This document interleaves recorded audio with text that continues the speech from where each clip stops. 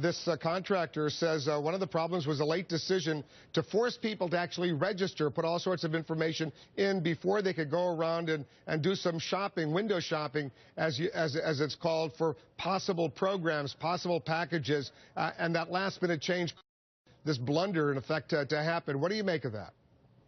Well, I think it's yet again evidence that the Department of Health and Human Services picked the wrong set of vendors to work on a project like this.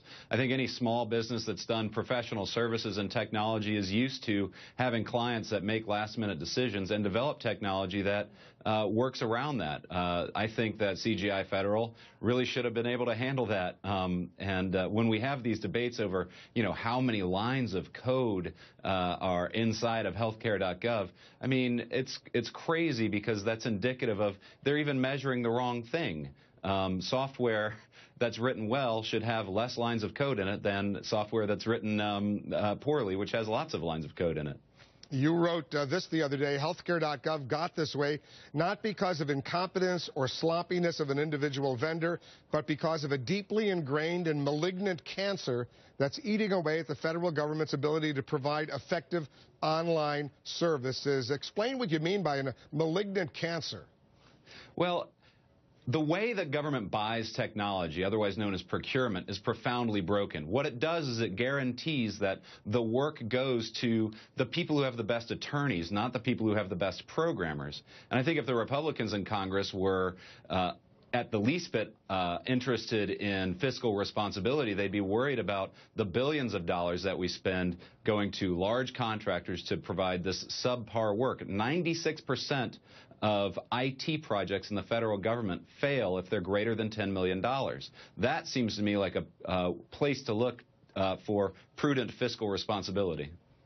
Can the current website be fixed, or should they just throw it away and start from scratch? I sure hope so. I mean, I got a letter from... You sure hope what? You hope what? I sure hope it can be fixed. I got a letter from Aetna just yesterday saying that my health insurance rates were going down by $300 a month because of the Affordable Care Act, and I sure would like to shop around on it. I think it can be fixed. It's just going to take some time. But they've already I think, made some good motions. They've brought in some Presidential Innovation Fellows. I was a former Presidential Innovation Fellow last year. Those guys know what they're doing, and I have a lot of confidence that they'll be able to really shape this thing up. The White House released a video today of what are called real people explaining their experiences with the website. Let me play a little clip. Have patience with the system. Take your time. Don't worry, you will get in. It's really easy. It told me to clear my browsing history, clear my cache, and clear my cookies, whatever those were.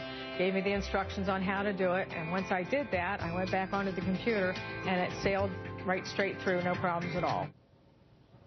Now, those states that have their own websites, they seem to be doing a lot better than the national system, if you will. Why is there this difference?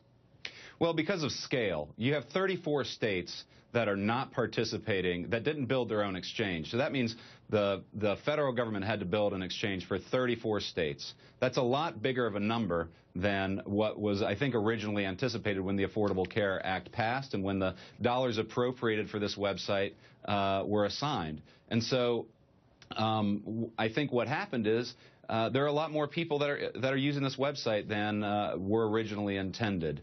Now, do I think that, if people clear the cache on their browsers, then all the bugs in the website will go away? No, I think the contractors here did a sloppy job. I think every time they try to defend themselves, they come up with another excuse that actually provides more evidence that they don't actually understand what it is that they're doing. And, I would like to see them replaced with people who know what they're doing, who can work at a fraction of the cost. If you look at healthcare.gov, the front page and all that stuff before Apply Now, before you click on that button that says Apply Now, that all works fine. But that wasn't built by the contractors who built the sort of exchange part of the website, which is really too bad.